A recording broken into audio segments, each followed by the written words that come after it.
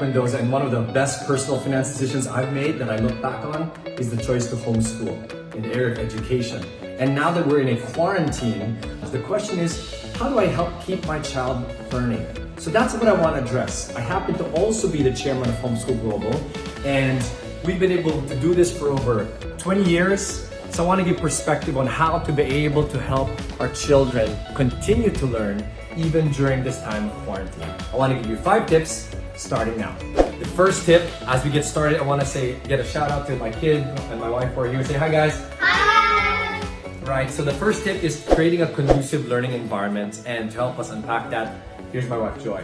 Okay, so how do you create a conducive learning environment? First off, you need to have a place for everything. So as you can see here, this would be an example of supplies.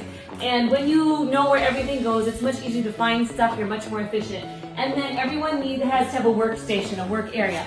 Now, for us, we happen to have a homeschool room, but many people you can opt to use your dining room as that space, or your living room. And it doesn't mean that all the homeschooling always has to happen there, or all the learning always has to happen there. You can be flexible, but generally, our kids know where we go every day as we start off our homeschooling.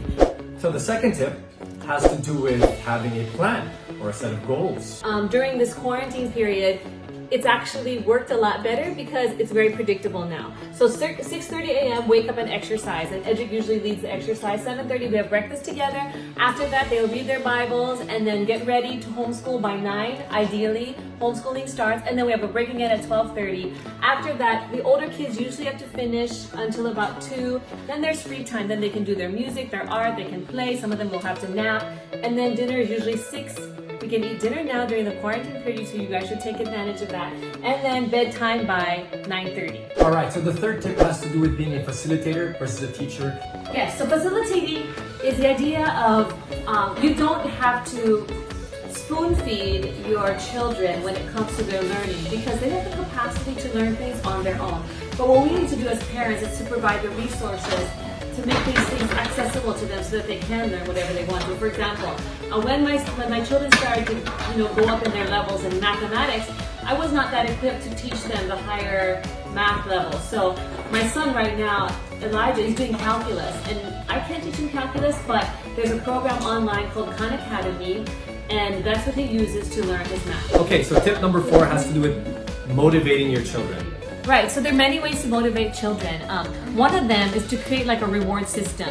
What about with kids who they just don't seem interested to do the work, they seem like they're dragging their feet? Well, a lot of times this could be 2 things. One is that the material is too hard for them. Now, if you're in a school, you have no choice but to follow the assigned curriculum. But what you can do as a parent is you can take a step back and review past concepts with them to work them up to the level where they need to be, especially with something like math or with language arts.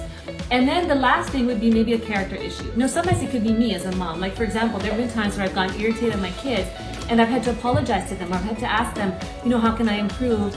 Is mom being irritated? Is my tone not positive? Am I raising my voice? And I have to apologize to my kids, because when I have that character issue, of course my kids are not motivated to learn. In fact, they're demotivated and they feel sad. Okay, finally, the 5th tip we want to give you is assess well. Now, usually you depend on the schools, right, to assess your kids, and they would usually give out tests or quizzes or long tests. And those forms of assessments are very useful. But when you're homeschooling, there's other ways to also assess your children, because you're not limited now to like having to assess many students. You can do it one-on-one. So oral assessments are one way to check if your child is really learning the content. Another way is to get them to do a project. Children have different learning styles. So some children, they like to do things with their hands. Some children, they like to read. That's how they retain things. Some children, they need more visual content. And so if I know that Titus is not able to remember something very well if he just reads it, then what I would do to help make sure that he's really getting the content is I would say, Titus, can you do a project? The other way you can assess your children, and probably this is the most important, is whether they're really growing in their love for the Lord and in character. That's also part of your assessment. And so periodically we have to look at our kids and see, are they growing in these areas? Maybe the academics may not be perfect at that point, but if they're growing in these areas, we know for sure the academics will follow. So those are 5 tips to help you once again as you learn even in this quarantine. Now, let me just make a special shout out to all of our frontliners who are really finding ways to help in this crisis. We want to just say we are rallying behind you, we are praying for you. So to all of the frontliners and to all the families that are trying to sustain the learning, kids, we all say God bless you. God bless you. And remember, plus faith, no fear.